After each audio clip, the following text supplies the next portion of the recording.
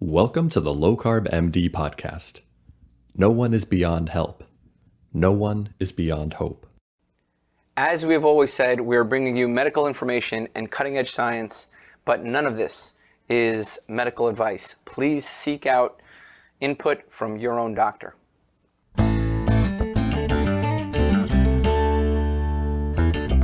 Here we go. Hello and welcome to the LowCarbMD podcast. We're at it again. We brought in a smart guy, and bro, I think I'm going to be that kid, the short kid who's jumping up and trying to get the ball, and you two are throwing the ball over my head with microbiome stuff and stuff. But hopefully I could just tip it and knock it down to my level and our level a little bit. But Dro, good to see you, man. How you doing? Yeah, actually, believe it or not, this is somebody who had a big influence on me in my personal life. He helped train me, actually. Was one of the attendings at my hospital where I was a resident, where I did my residency. I was the chief resident. And he's been a colleague with me in the Yale system for a bit, and we've bantered about nutrition for a number of years, alternative health, supplements, microbiome. We've talked about it all. And somebody who doesn't exactly agree with me on everything, but certainly we respect each other. This is Dr. Joe Fierstein. Okay, we're very happy to have him here. And just a little bit about him. He's the author of the Dr. Joe's Man Diet book, so go check that out on Amazon. He's got a new book coming out on the Cannabinoid cookbook. I'm very excited about that. And just a little bit about him. At Cambridge, he studied business management. He did medical school in the University of London. He then went to Israel, where he was an intern in trauma. He spent 4 years in the Israeli Navy as a doctor. And then he did his residency in family medicine at Columbia program in Stamford. He went on to do his fellowship in Arizona in Integrative Medicine and is an adjunct professor, assistant professor at Columbia University. And he has a very busy clinic in Stamford doing integrative medicine. Did I miss anything, Dr. Joe? And you're awesome. No, I got it all. I got it all. To work with you, it really is. You're a wonderful, caring doctor. I am, if I might say, I'm proud to know you, and the stuff that you've done is just makes my heart shine to think of what you're doing for people. Really. Yeah, one of the things that really got me going this way, actually, believe it or not, as I was studying medicine and nutrition, one of the papers you wrote was a great. It was a great paper. I forget the journal, but the tagline was, "Everybody can't eat everything." That's so true. Everybody can't eat everything. So guys, if you're looking for, just type PubMed, "Everybody Can't Eat Everything," Joe Fierstein, and go read it. And because a lot of times we talk about on this podcast, there are some people who say just portion control and just do that. There's some people who say, go eat plants, have a plant-based diet and just do that.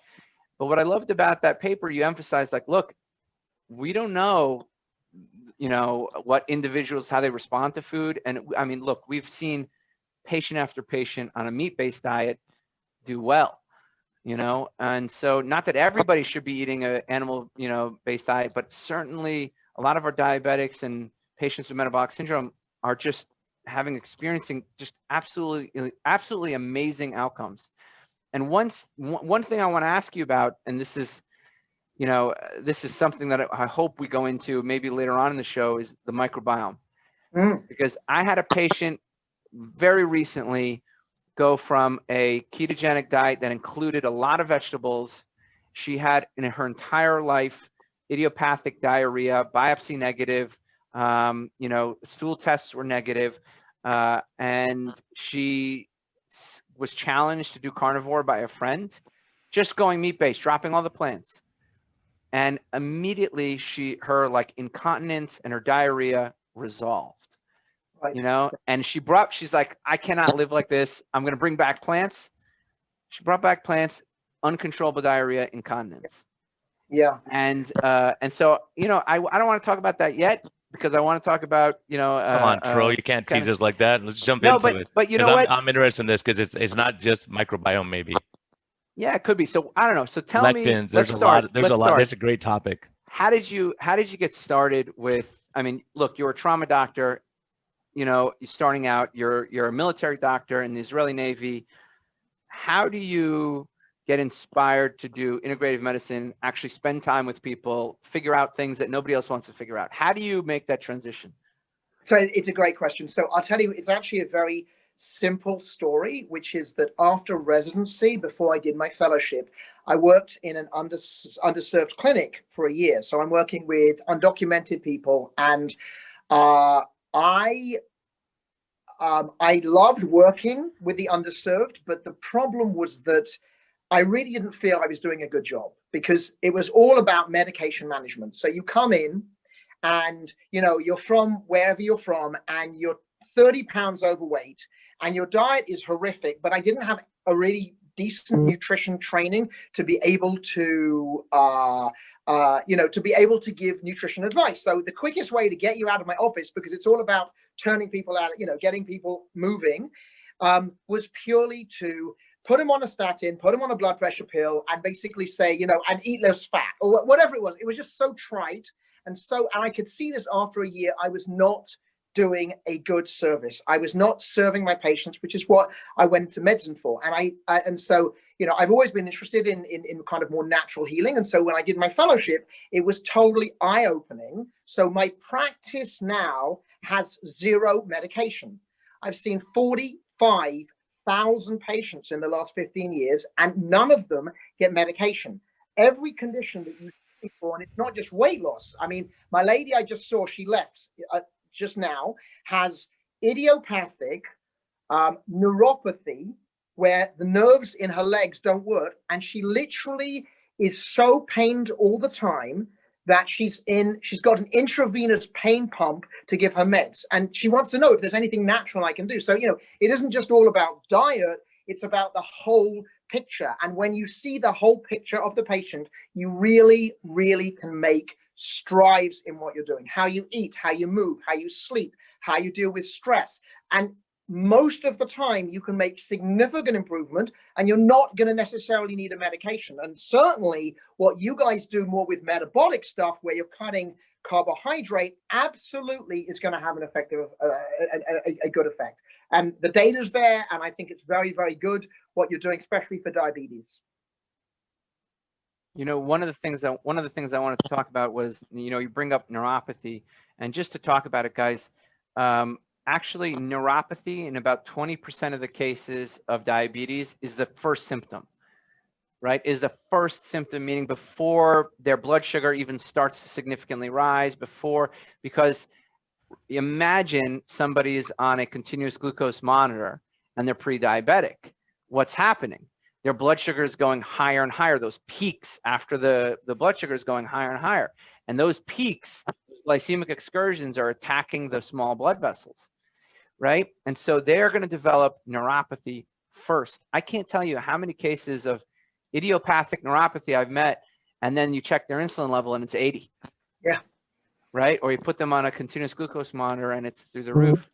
And it's sad. Nephropathy can happen also before you have diabetes diagnosis too. There's a lot of damage that's done before we make that diagnosis. True that.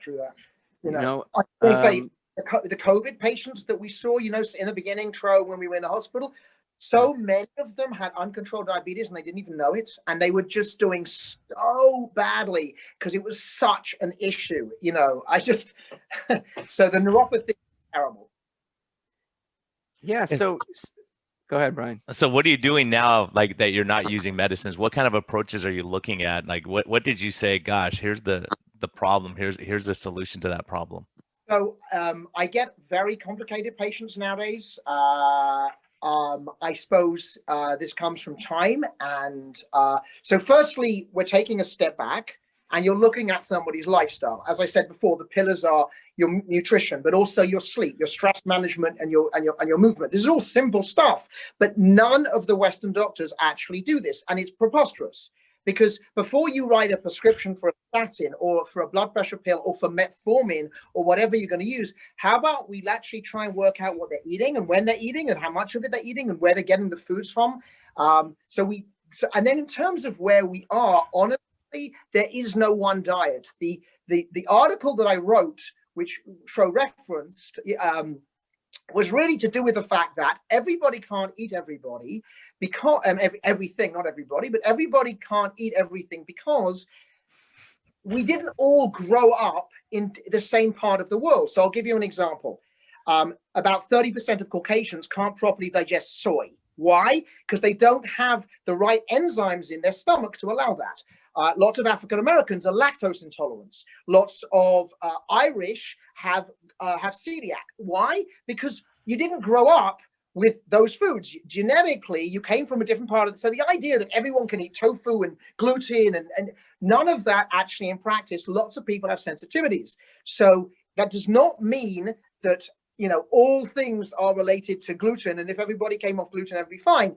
What I find is that inflammatory and autoimmune conditions, there are usually foods that people have sensitivities to. Some of the GI conditions, it's more related to fiber and simple sugars, which are the low FODMAPs diet. Metabolic diseases are more related to carbohydrate consumption. Cancer is more related to protein consumption. So in other words, there's not one diet, there's 7 diets, and it depends what the problem you're trying to fix is.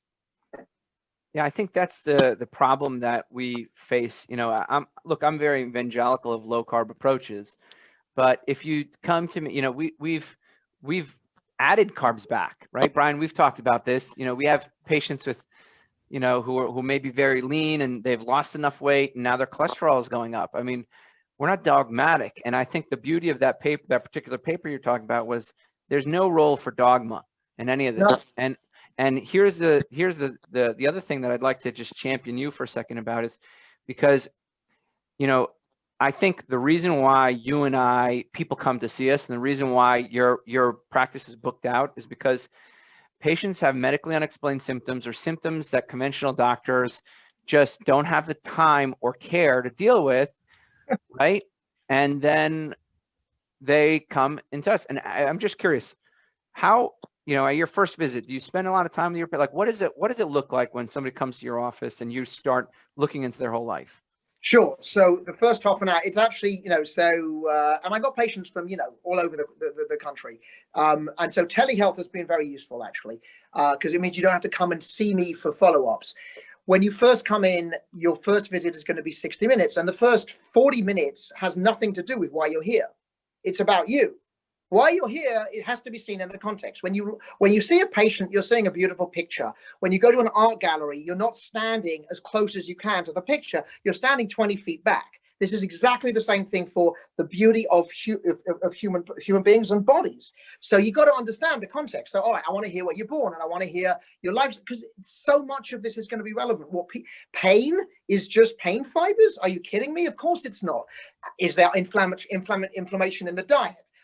Is there a psychological aspect to this? What is your resilience? How's your sleep? All of this. And so I echo what you say.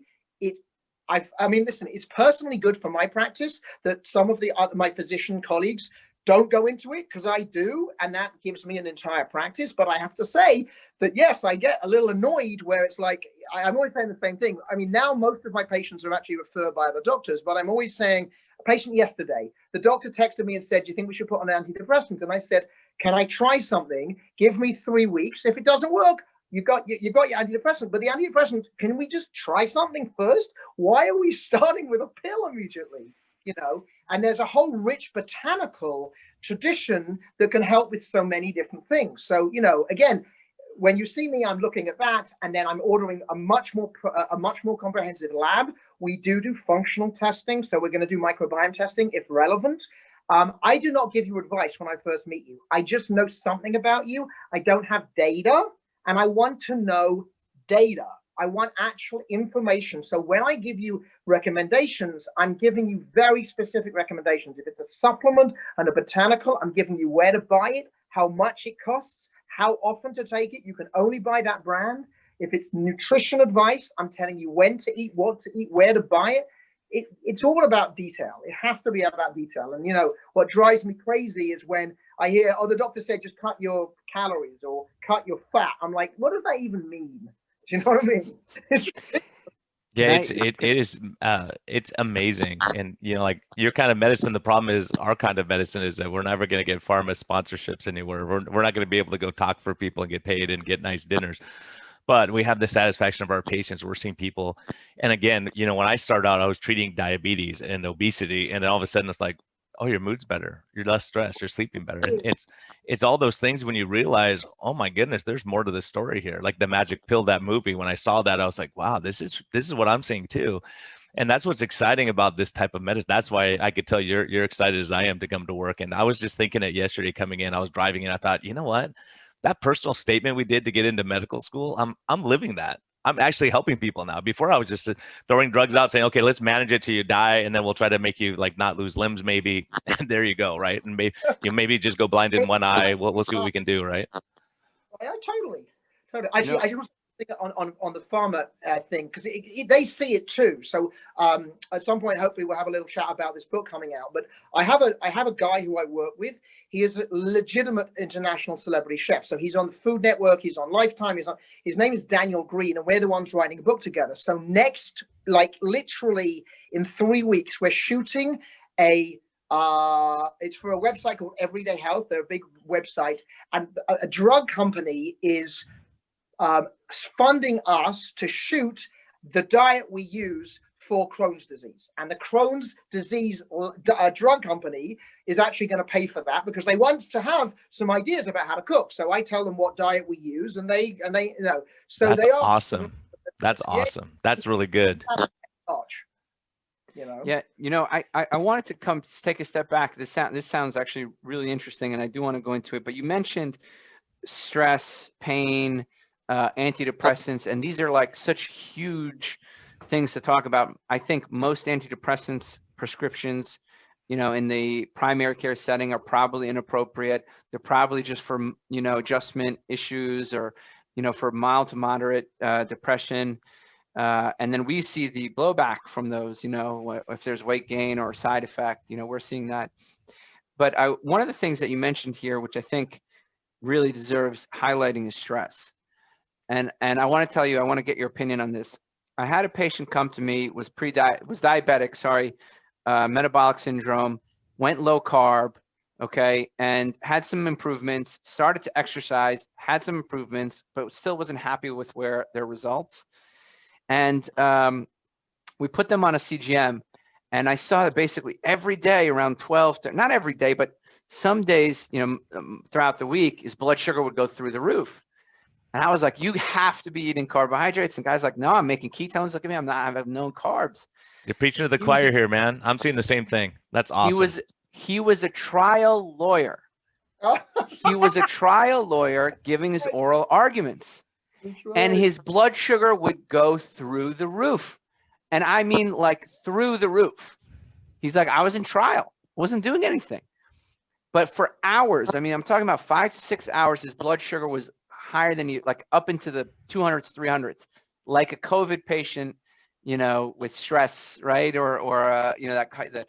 So, and it really hit me like, oh my God, like how can we talk about diet? How can we talk about exercise and then miss this big key component, stress? 100%. And it's huge because it colors everything. You know what I mean? So, and it needs to be addressed. You shouldn't just recognize it. You then want to come up with, and that's what in integrative medicine, a million different ways to help to give you more locus of control in terms of whether that's teaching you mindfulness or teaching you breathing work, which is pranayama in yoga, or teaching you hypnosis, which I do, or self-hypnosis or guided imagery. All of this is getting you into the relaxation state, relaxation response, which was going to reduce cortisol and reduce adrenaline levels in your body and actually have a positive effect on your blood sugar. So 100%. There's no, and if the answer is just put you on Xanax, I the fellows at the University of Arizona, so I'm one of their mentors, and so we have this kind of Zoom meeting. They're all over the country, and one of them was talking about to what extent this was stress or not stress, and I was like, can we just try some Xanax? And I said, that's so easy, don't do that. How about take a step back, and instead of giving him a pill, let's try and give him mastery over himself so he doesn't need the pill. Well, we've actually seen it. Actually, when people take Xanax regularly, because they come to us addicted, right? Their sleep quality is down. Their sleep quality is poor. Their morning blood sugar rise is actually higher. When we take people off of Xanax, guess what happens to their blood sugar? It improves. It improves as long as we're addressing the stress. 100%. Get this. Last night I had a couple in, and they're killing it. They're just doing awesome with exercise, low carb. And while we were talking, I go, "How's the stress level at home?" And the husband looked at me, and he was like he didn't want to say it. He goes, "Honey, you're awesome right now. You're so calm. You're so patient. You used to freak out about everything, and you are so calm. Like, it blows me away. I'm looking at you, knowing how you're going to react, and you don't, right? Just from cutting out the processed food and cutting back on alcohol, things like that." And she's really, I didn't even, and he was, "Oh my gosh, it's like night and day. It's amazing." And I'm seeing that in patients too. People who they would stress me out because they were so stressed. And once they get their life in order, they come in and they're calm and they're peaceful and they're talking at a normal rate, not fast like me, Tro. And it's amazing when you see that and you go, wow, that's amazing to see. It really is remarkable because we're paid to observe, right? Yeah, you're fueling the body as it's supposed to be fueled. And it's an incredible, I say this to everybody. Every single one of you is born with a performance sports car. This is a Porsche or a Lamborghini. It's not a little kind of thingy. And what you do with it depends on what happens. If you look after your Porsche nicely, it's still a Porsche. If you sit there and trash it and put the worst gas and just don't do anything with it, what do you expect it to do? It's the same thing for our bodies, except for our bodies are more complicated. I wanted to talk a little bit about pain, and certainly we want to get to your book because I want to know about cannabinoids. It's like a hot topic right now. As marijuana gets legalized basically nationwide, Massachusetts, Connecticut, New York, New Jersey. But I want to talk about chronic pain, and maybe we'll segue into cannabinoids because I think that'll be a perfect segue. Because you mentioned pain, and a lot of people see you for pain. And I'm a big fan of John Sarno. I don't know, Brian, if you've ever read John Sarno's work, healing back pain. Oh, yeah, mind-body absolutely. connection. Yeah, absolutely. I have. That's amazing stuff. Yeah. Yeah. So, I'm a big believer, not that there's not organic causes. I mean, to back pain, surely there are organic causes, but we know that stress makes any disease worse. We know that mental health issues makes any disease worse. We know that repressed emotions makes any disease process worse, including diabetes, including metabolic syndrome, including depression. So can you help me understand your approach to pain? How much of it, because I know you also do acupuncture, so there may be, what's your approach to pain? And what do our listeners have to know about chronic pain?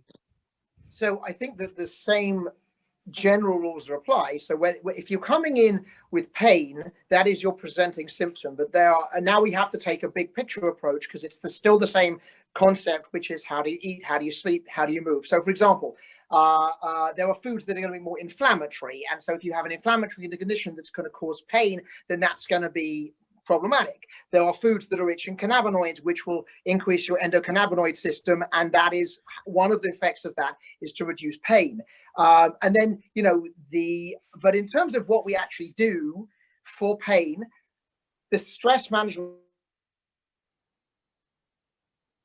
So we're going to teach you specific types of stress coping techniques that you can actually, it could be a breathing technique. It could be a 30-second meditation. It could be a guided imagery, whatever it's going to be. But you're going to take this home and you're going to practice it, or you're going to be mindfulness. All of these things we're trained in, so we teach it because you can use that when the pain gets worse.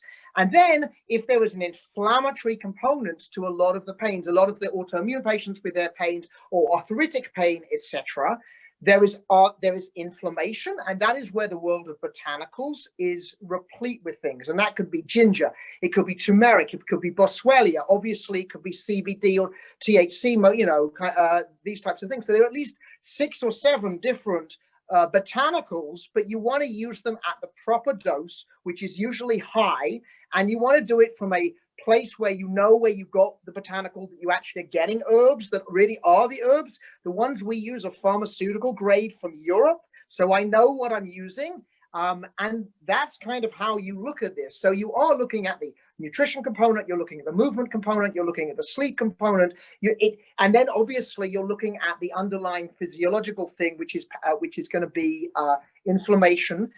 Certainly, acupuncture has at least 150 indications. So acupuncture is something we use all the time for most pain.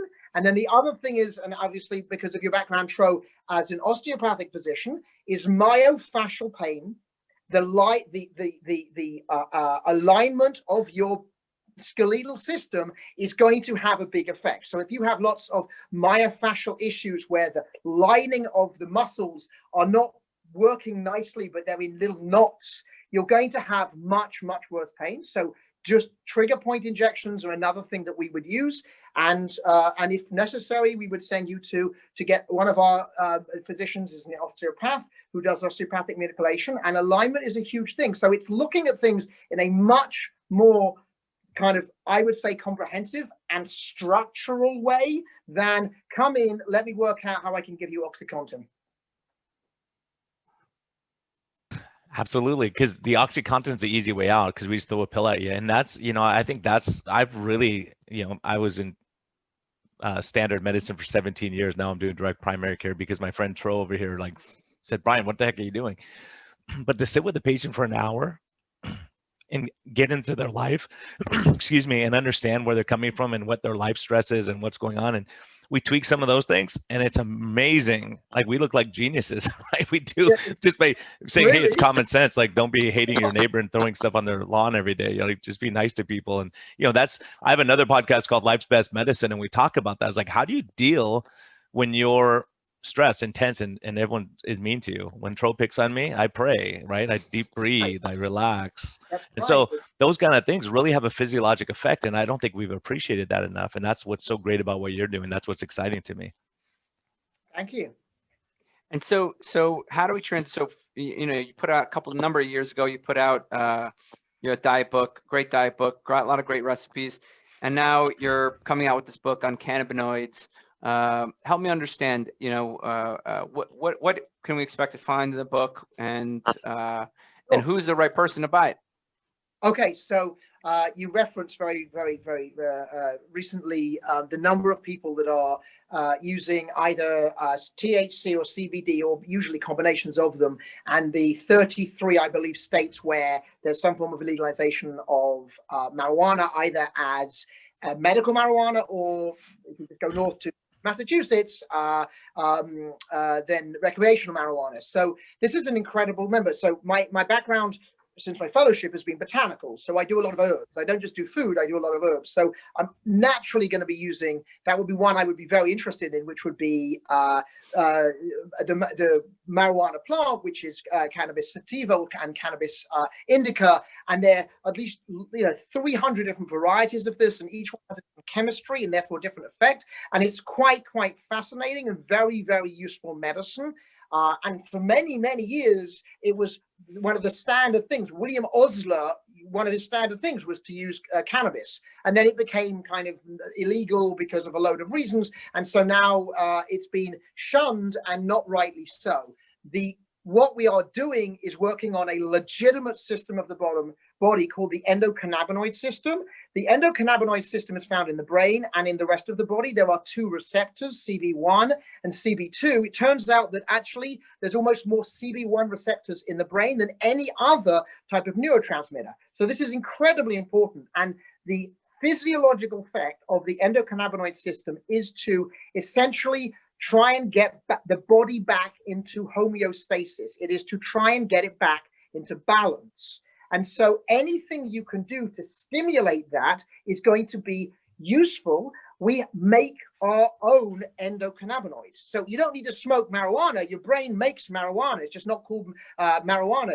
One of them's called 2-AAG, and the other one's called anandapamide. And they're made in the body, and they are the natural things that we make. But as we evolved and we have nature, it turns out that nature has hundreds of cannabinoids, and they're in lots and lots of foods. So one of the things that we do, if you want to enhance the effect of the cannabinoids, so if you're taking marijuana, or you're taking CBD, or you're taking combination, and you're doing it for insomnia, or you're doing it for pain, or you're doing it for anxiety, if you want to enhance the effect, use foods to make this more effective, then you want to eat a cannabinoid-rich diet. And there are a whole load of really cool foods, but the problem I have is that I can't cook anything. I am the worst cook in the world, but I teamed up with a literal international celebrity chef, and he writes, it's actually very funny. He sends me the recipes. I then have to write a little blurb on them. But the basic thing is that you're using all of these foods together to stimulate lots of different receptors to get that effect on the body. And that's kind of what cannabinoid rich cooking is. You know, that's so cool. I mean, just, you know, it's really impacted me. The latest Low Carb USA, I was there and I was thinking, man, when I practice medicine, I'm using stuff that Ben Bickman came up with in his lab. I'm using stuff from Dr. Unwin from England. I'm using stuff from everyone around the world. And when we can kind of step back and say, look, and Tro and I just did a great podcast with Maria Emmerich talking about, I'm going to make culturally sensitive food where people that like Asian food could have without having to give up what they love, right? And so we do in a way where it's going to be healthy for them. So it's so great. The point is like having that chef to say, I'm going to make this food palatable. If we tried to do it, everyone would be like, no thanks, right? So like teaming up and having people like that collaborating when we have a mutual interest, where they have their brilliance of saying, oh, put this food with this food is going to taste great, right? And us, we're doing it for therapeutic purposes. Right, I give him the rules, and then he sits there and makes it palatable. You know, like the Crohn's patient that we're going to do this TV show on, she's a vegetarian. Okay, so what are we going to do that's going to be okay for her Crohn's that's actually going to be palatable? For me, it's going to be like, okay, let's talk about shakes. You know, okay, that's not where we're going. We actually want to cook, you know. So I want to, since Tro started off the show talking about this, I really want to hear your take on the gut microbiome, and you're saying with carnivore diet, with keto diet versus a vegetarian vegan diet. Is it just adapting to what we're eating, or do you think that there's therapeutics as far as changing the diet? Because I've seen some miracles on the carnivore diet. I've seen people like with severe pain go away. I just interviewed Nick Norwich, who's a brilliant guy. Ulcerative colitis got better on a ketogenic diet when he tried vegan. He tried everything else, nothing works. So you go, okay, we can't just have one arrow in our quiver. We have to have others. So how do we adjust? Is it trial and error, or do you think there's something where we can say, look, this person is going to benefit from this type of diet? So the point is that now this is where we really are in terms of integrative medicine. There are things that really will make it across into Western medicine. I'll give you an example. So vitamin D is not an integrated medicine thing anymore. It's kind of Western medicine, you know, and people get very upset about it. Like, is it too much, whatever, you know, but the point is that vitamin D is now tested by everybody. That's normal. Fish oil is now by pharmaceutical companies. It's not, but 10 years ago, vitamin D was us. 15 years ago, it was us. It wasn't anybody else. And fish oil was, you know, kind of a little cute. And now we know that it actually has some benefits and has FDA approved benefits. The next thing, in my opinion, that is going to make it into Western medicine is microbiome diversity testing. So just to kind of take this back so we understand what we're talking about, everybody by the age of 2, so if you have a vaginal birth, you've come through the vaginal canal, and your mother has a specific bacteria that are just mums, and what you're eating and her breastfeeding you and all of that, you are slowly colonizing your gut with bacteria. And everybody's microbiome, which is basically all the different bacteria, mostly in the large intestine, is different. It's unique. There is a standard mostly found in most people, but everyone has roughly, you know, they have different varieties of the same basic thing. And the microbiome is incredibly important. We used to think that it was just important in, you know, making B12 or making vitamin K, et cetera, et cetera. That's what I learned in medical school. And that's preposterous. It is terribly complicated. The gut-brain axis, 50% of your serotonin is actually made in your gut. And so the gut-brain axis is huge. And so the number of patients I have who I modulate their microbiome and their mood improves because of that connection is because this is complex. But there's a relationship with the two. We know categorically that cancer and autoimmune diseases and metabolic diseases can be changed and are affected by the microbiome because that affects the gut. And so to answer your question, this is a really complicated kind of subject. And what I would say is that the most important thing is to actually not guess. is to not just take a probiotic because you think it might help. Because I say this to patients all the time who take probiotics. I say, you're walking into a garden with a blindfold and throwing seeds everywhere, and you hope that's a good idea. And most of the time it may be or may not be. We don't know. So what I do is I take a step back, because I don't treat people until I know what I'm doing. I actually do microbiome diversity testing. And I'm telling you that if you mark my words, in 5 to 10 years, this will be insurance approved, this will be FDA approved, and this will be a standard thing for the GIs to do and for other doctors to do, because they start to realize you can modulate your microbiome and you can have significant clinical effects. And I literally mean significant effects not related to your diet, beyond your diet. I mean, literally, I've got patients with autoimmune diseases where you can literally have a significant improvement in their symptoms just by changing their microbiome. And so that's really what I'm doing. I wanna talk a little bit about this, because there's a lot of interesting data that I've seen across the years.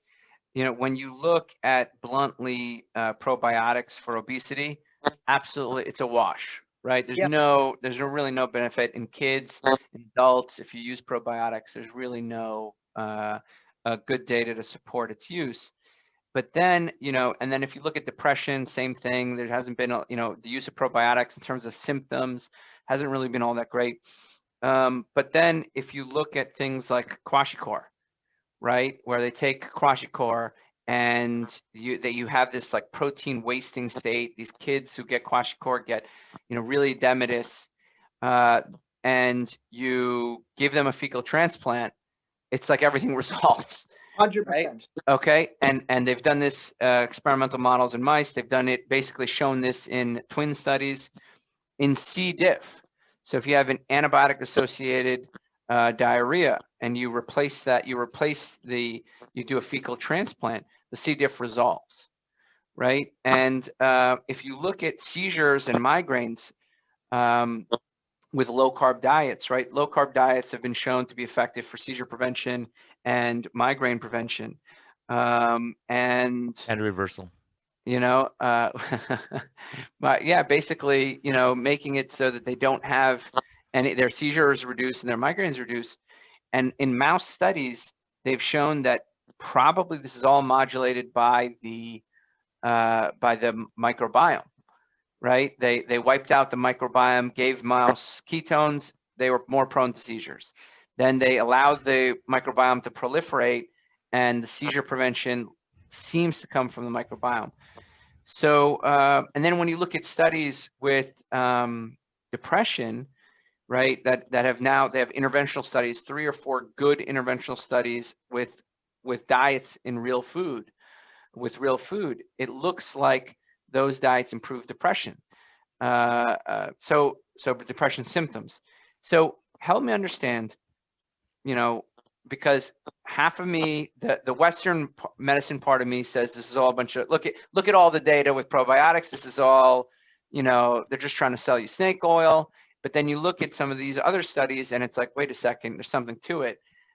You know, how do you make sense of this as a person, and what do I do about it as a clinician?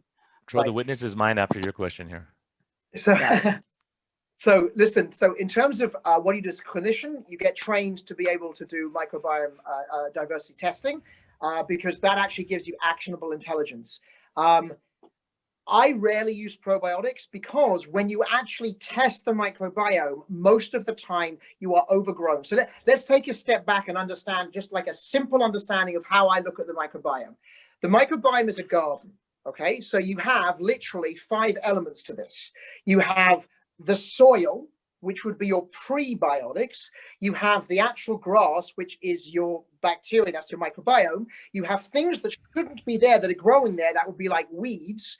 You have digestion, absorption things, which is like fertilizer. And then you have inflammation, which gets rid of the whole thing, like a fire on your garden.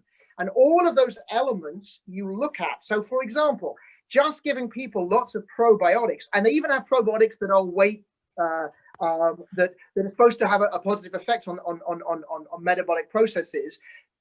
Still, most of the time, what you're seeing is the microbiome is overly diverse. You don't have a desert, you have a forest of doing is throwing more stuff. What you want to do is get it back to a normal balance. This is just the same as the endocannabinoid system. It's returning back to balance, because balance is everything. So when you see it off and there's inflammation, there's not enough prebiotics, and you're not eating enough of your digestion issues, or there's an inflammation, and the body, by the way, if there's an inflammatory process and the intestinal permeability is not good, there's a massive increase in secreting IgA, and all of these things are actionable intelligence. So nobody gets the same plan because it's very individual. In fact, I think integrative medicine is very much about individualizing the treatment to the patient.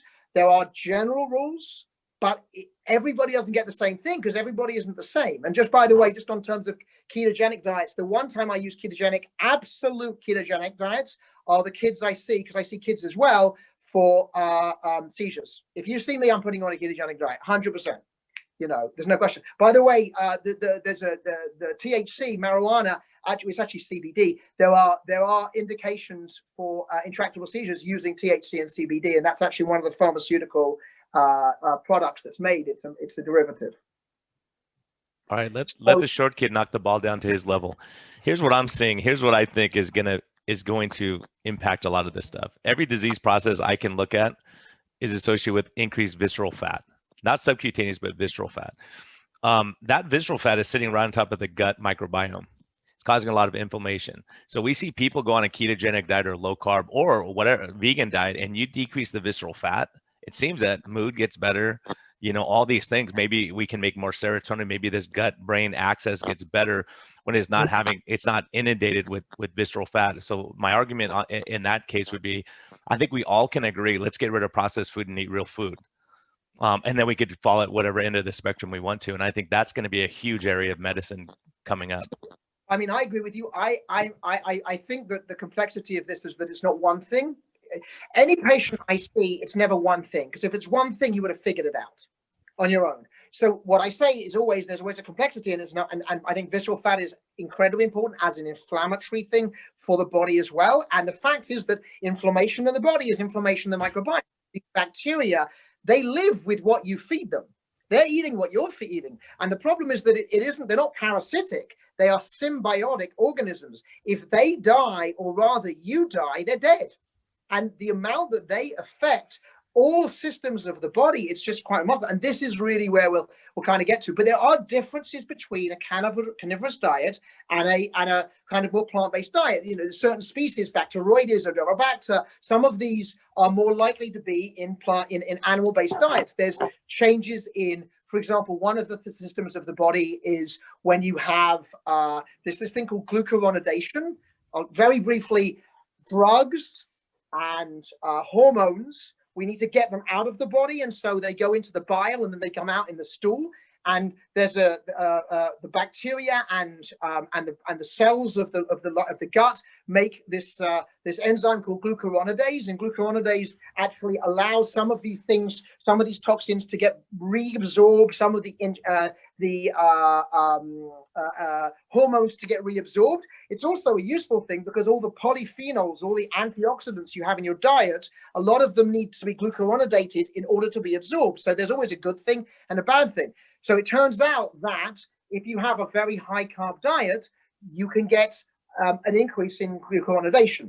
So again, there's a thing about high carb diets and TMAO, which is associated with heart disease. In other words, what I'm saying is that I would say that it depends on what you're doing and whether your diet is an end diet or a now diet. And I personally feel, and you guys can certainly disagree, that the ketogenic diets are a very, very, very good metabolic treatment in the short term of 6 to 12 months, etc. I'm a little concerned about going on for years. I'm a little concerned about that because it will affect your microbiome, and because there may be increased risks of other things. But as a short-term thing, I have no issue with ketogenesis at all. I mean, ketosis at all. Oh, geez, I've been this way for 6 years. Am I gonna Big die? trouble, man. Please. They say after 3 years, you start doing like lashing out at people on Twitter. How long have you been doing it, Tro? 6? No, that was worse before. You should have seen that before, man. It was much worse before. It's gotten better. Man, but that, I think those are all valid points. I think for me, the way I'm looking at it, life, for instance, I have a guy who's vegan. He eats way more carbs than I ever would dream of, but he's a 27-year-old muscle bound 3 hours a day workout guy, right? If I ate his diet, it would be a disaster. If I put my diabetic on his diet, it would be a disaster, but he can do it. Because the way I have to look at it is like, look, I look at the bears and I look at the lions, right? The lions won't eat donuts and cake. They won't eat that, but the bears will woof it down and then they go hibernate and sleep it off, right? I love that analogy. So, so there's a lot of this kind of stuff. And you look like, what kind of creature are you? If you're putting muscle mass on, you've got to feed the muscle mass. And if you're feeding it with carbs, who cares? Unless it's affecting your gut microbiome at the time. I 100% agree with you, and the activity part of this is absolutely. I did this interview a while ago for a radio show, and I said every 10 years you need to double your exercise. Literally, oh, how am I going to do a menopause? You're going to do badly because you're going to cut your carbs and you're going to increase your exercise, and then you're not going to put on weight like every menopausal woman. 100% agree with you. Yeah, we're seeing it clinically. We're seeing that. We're seeing people throw. I'm seeing people. I have a lady that I just saw yesterday. She's lost 3 dress sizes. Her A1C went from 9.8 to 6.2, and she's lost 4 pounds. Yeah, right. And she's mad. It's like, you lost 3 dress sizes. Like, do people get on the scale with you, or do they see you, right? And look at your sugars. Now you're off all your meds, and you're getting metabolically healthy. But what's happening is, Dr. O'Meara, a hat tip to him. He has shown that when people are losing visceral fat, they put on lean muscle mass. You do that, right? It's a good trade-off. That is true. That the scale is actually not the key. It's literally your body fat composition. But people. Can you say that for Tro again? We've had a debate on this. Joe, I didn't hear you cut out for a second. I really am. I'm into body fat composition. When people get to a certain weight, I'll start checking because I want to know what they're made of. Because there's normal BMI obesity. You know what I mean? You can be 125, 130 pounds, and you're made of fat. We see it every day. Every day we see that.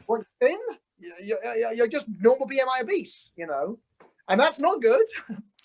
The beauty of a body composition scale is you can see water weight accumulate and tell people, hey, don't worry about it.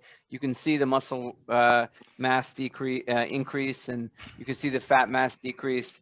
And if you can't afford it, just measure your waist. Just measure on your belly button and see what happens. That's the important. BMI doesn't mean anything. I'm telling you, I'm looking at the data. It doesn't mean anything. It's your visceral fat that matters in disease process, longevity, everything, insulin resistance, all those, they all kind of go together. So it's really intriguing what we're learning now. And it's so great to have like your piece of the puzzle with the gut microbiome, cannabinoids. I mean, these are things that a few years ago we would laugh and go, these are ridiculous things to talk about. And then you start saying, well, we're seeing data, right? Right. A lot of data, a lot of places. Let's, shall we open it up to some questions? Yeah, Tro, go for it, man. Let's do this. Okay, so we have about, 15 people, 20 people kind of live here with us. And we're going to open it up to questions. Guys, if you have a question, now's the time. You have a functional medicine expert. Obviously, this is not medical advice, but it's just general advice. If you guys have integrative medical questions, you can ask them. Tro, this guy's, when you say bipolar, Joe is like, look, if you do trauma surgery and then family medicine, if you want to talk about exact opposite temperaments, personality types, everything, I mean, it's amazing that you've made this transition. It's crazy. Brian, I'll explain why. So remember, if you go to Israel, you have to join the army.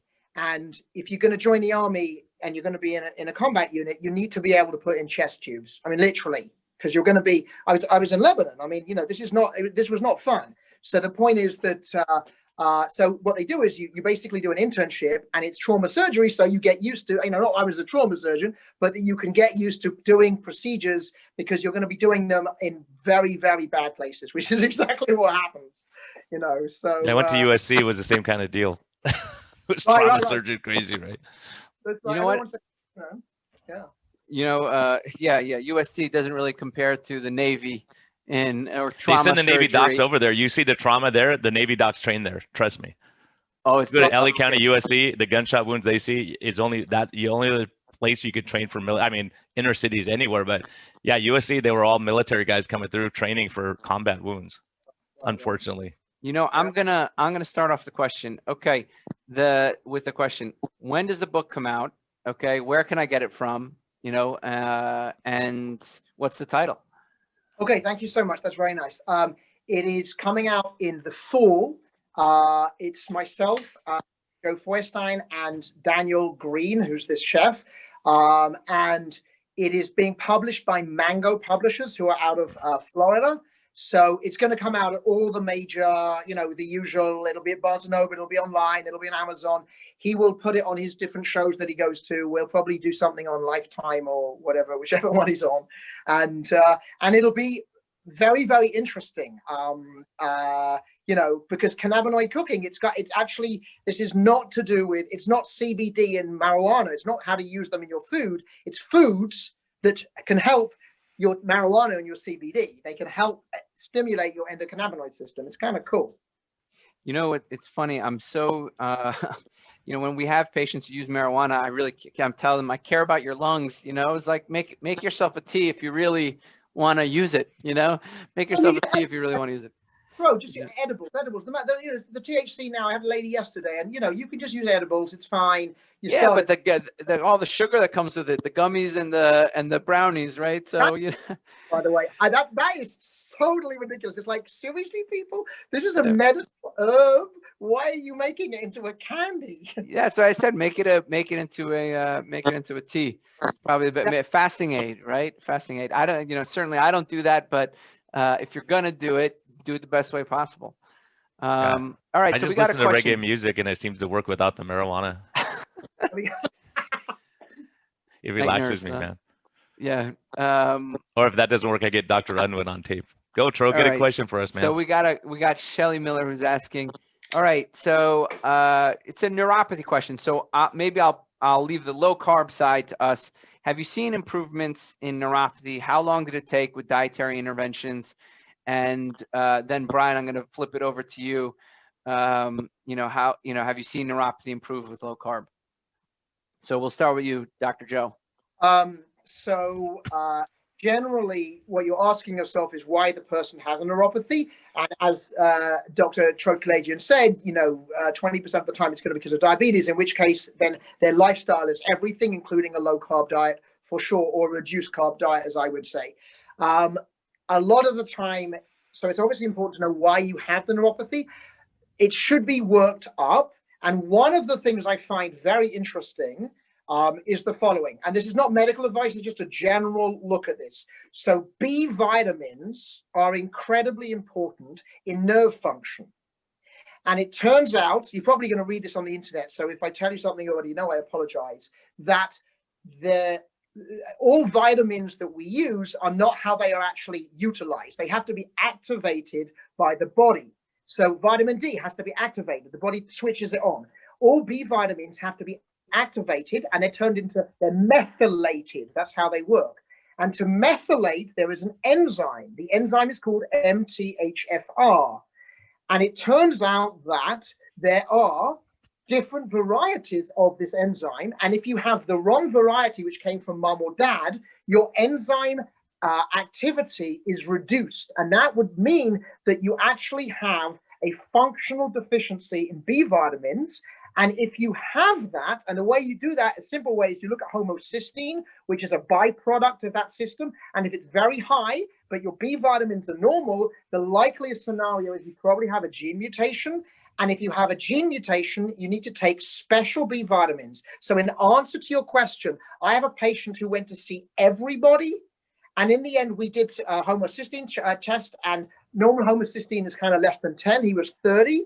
He had a gene mutation. We put him on methylated Bs, and there was a 50% reduction in his neurological. Absolutely not. Did he go on an anti-inflammatory diet? Yes, he did. But to what extent? So what I'm saying to you is you want to look big picture at everything, and it isn't just diet, but you also want to make sure that you don't have an MTHFR gene mutation, because that is literally a real thing. Yeah, we've seen a lot of MTHFR. You know, in depression, we've seen MTHFR. You know, certainly it's something that we and homocysteine we check in all of our patients. Of course. You know, so that I absolutely 100% agree. Okay, we got another question on marijuana. Okay, so people love the cannabinoids. Okay, so if you use medical marijuana, I'm not sure if you use it in your practice.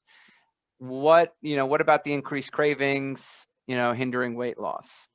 So I don't know if you want to tackle that one. Maybe I don't know if you're more with food and cannabinoids. So, but no, I mean I know about medical marijuana, etc. So what I can say is that the craving is mostly a CB1 receptor. So remember, there's two types of receptors: CB1 mostly in the brain, CB2 mostly in the body. So what you would be doing is, for example, CBD. So CBD and THC are two cannabinoids. There are lots of cannabinoids. There's cannabigerol, and there's cannabinolic acids, and there's other types of terpenes. And this is found in different concentrations in different varieties of the cannabis plant, because they have different varieties of it. So the point is that what you would do is you would look for a different combination, maybe more with CBD, that probably is less going to stimulate that appetite thing, the munches, if you will. So again, you need to actually, because it's a complicated situation. So what I'm saying is you need to see a doctor who actually knows about medical marijuana, and they can come out with combinations, because it's not all the same. If you actually go buy medical marijuana, you get a prescription, you're going to see that they're going to give you the amount of different concentrations of different things. And they'll say, how much is THC, how much is CBD, how much is the terpenes, how much is the other things. And then you can have different versions, and you can get different clinical effects. So my lady yesterday is on a different version because she needs to have something at night to go to sleep. So what I'm saying is we can modulate that, just like we modulate the microbiome, to allow you to have less munchies. That's not the same as going to see Billy down the street and getting some spliff from him or whatever, getting some ganja. That's not the same. This is medical marijuana. Yeah, I have no clinical experience here, but anecdotally, I was given a talk at a low carb conference, and a sweet older lady came in and she goes, "Doc, I want to tell you something," and I'm embarrassed, but she had lost like 26 pounds. She couldn't lose weight on a low carb keto diet. And I said, "What'd you do?" She said, "I started medical marijuana." And I go, "Really? I would think you would get cravings." I was surprised. And she said, "You know what? It's so much easier at work when people give me stuff. I don't get anxious and stressed and just take it anymore. I just say, no, thanks. I just don't want it." And she goes, I'm not freaking out. And her pain, she had chronic pain too. Her pain level got better. So probably her stress hormones came down. There's a lot of factors involved when you start looking at it. And another anecdotal case, just last night, I was talking to one of my patients with metastatic lung cancer, and she's starting chemotherapy today. So keep her in your prayers and thoughts. But she said, "I'm stressed because they told me no medical marijuana during treatment." And she's, "I'm stressed out because they have her on a ton of opiates." And she goes, "It just doesn't do the same. It just doesn't do the same as what my medical marijuana does." Why did they say no? Because I don't know. It has to do with it. She's getting radiation chemo, and I don't know why, but they said, no, not during this. It's a little bizarre, because one of the absolute indications we have is chemo-induced nausea. Medical marijuana works very well for that, because it's an again, it's working on a system of the body. That's a little bizarre. Yeah, I'm going to give her a call. I'm going to talk to the oncologist about that and why they're making that recommendation. There are lots of herbs that you really have to be careful for. I just didn't know that was one. I can just tell you, I used to work with an oncologist, an integrated oncologist, and I'll never forget this. I went to college, so I know what marijuana smells like. So I would go into the bathroom, and everyone was like getting their chemo, and everyone was smoking dope. It was the funniest thing. Like, yeah, someone's having a good time now. If it wasn't funny, it would be funny.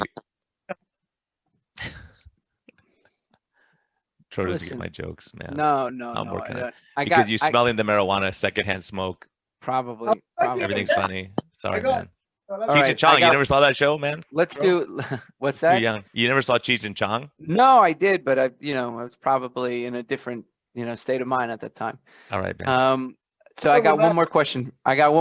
For you, and I think this is a hard one because, I think the answer is going to be trial and error. But we have Galina asking a really important question here. How do you determine the right diet for an individual? How do you make that recommendation for the right diet for the individual? And I can talk to you, about that, but I want to hear your opinion first. Yeah, and I would add to that and ask, what's in your experience, which is like, if you say, look, if I have to randomly pick one, which is my go-to? Perfect. So there are different diets for different diseases. So what are you trying to treat? Okay, so if you're trying to treat IBS, then the low FODMAPs diet is probably the way you're going to go, because it doesn't have a lot of fiber and it doesn't have the oligodi and monosaccharides that the bacteria that are overgrown will eat and ferment, and you won't have diarrhea and you won't have bloating, etc. So if IBS is your problem, that's the diet, which is not a low carb diet. I mean, it's a low fiber diet. It's not a low carb diet per se. If you have an autoimmune thing, you might be looking, because you may have foods that you are sensitive to, you might be looking at more of an elimination diet, like the Whole30 type of thing. If you have a metabolic issue where it's kind of, and this is what most people have, obesity, hypertension, hypercholesterolemia, and therefore all the corollaries of that, like stroke and heart attack, etc., and peripheral vascular disease, then it's all about the carbs. And so basically, you need to go on a low carb or a reduced carb diet, because that's basically where you're going. If it's about cancer, you have to be interested in what the proteins are, because there are certain proteins that seem to be associated with cell division and others that are not. So the answer to the question is the diet isn't dependent on the person, it's dependent on the disease. But that's not absolutely true, because plant-based whole food diets are really, really hard. So it's really dependent on the person, because most people can't do that. So my book is absolutely more about kind of a lower carb than more about and not doing animal protein. And the reason is because it's the man diet for men. I had the whole SWAT team come and see me to talk about a diet. Well, I put them on a plant-based whole food. You know, they ate tofu and seitan. Obviously, that wasn't going to happen. So when you give dietary advice, you also have to be kind. You have to give someone something that they can actually do, as opposed to just, making them feel incompetent because they can't do what doctor said. So who they are is important. You should send Tro a copy of that, the man diet. I think that might help him. Yeah, man. All right. This was an absolute blast. Absolute I didn't know Tro pleasure. had cool friends, man. Tro, you're all right, man. Yeah, all right yeah. now in my book. He just puts up with me, just like you do. Some of Tro's friends are suspects, listen, but for the guys, most part, Tro, you've been all right, man. Dr. Joe, it's an honor. It's great to have you. Great information. If somebody wants to reach out to you, find you, certainly they can go to Amazon, Barnes & Noble, get the Dr. Joe's Man's Diet or the upcoming book, tell me the title so I get it right. Cannabinoid Cookbook. Cannabinoid Cookbook. I'm looking forward to reading that one. If somebody wants to contact you, how do they do it? So honestly, my website would be Dr. Feuerstein. That's my last name. It's very hard. It's why everyone calls me Dr. Joe. Feuerstein is F for Frank, E for Edward, U for umbrella, E for Edward, R for Robert, S for sugar, T for Tony, E for Edward, I for igloo, N for Nancy. Feuerstein.com. I have about 300 videos on different scientific topics that I talk about. And I do a lot of video blogs and stuff like that. But this has been a total blast with you two docs. It's been a trip. Yeah, we had a blast, and we learned, and hopefully the listeners also learned. We appreciate your time. Go keep saving lives. Yeah, and we're really looking forward to the books coming out. I'm actually very excited about this. These are two areas of medicine that I don't have a lot of education. So having you on is really great. I'm smarter than I was when I went to bed last night. So thank you. You guys as well. All right, guys, you're awesome. I have literally got a patient coming in soon. Yeah, I got this Jason Fung guy I got to talk to. So absolutely. Take it easy, guys. Have a good one. All right, have a good one. Thanks, Dr. Joe. And thanks everyone. Thanks Patreon supporters for sticking with us. This is great information. This is great stuff. And, I think this just kind of shows that we're not just a one-trick pony. We have other things, and we want to learn from all these great docs that are out there and seeing what they're doing, because it's always learning. It's always taking that next step, and we want to make our patients healthier, and we want to be healthier. So it's all great information. Tro, good job this time, man. Guys, thanks for sticking around. We'll see you next week.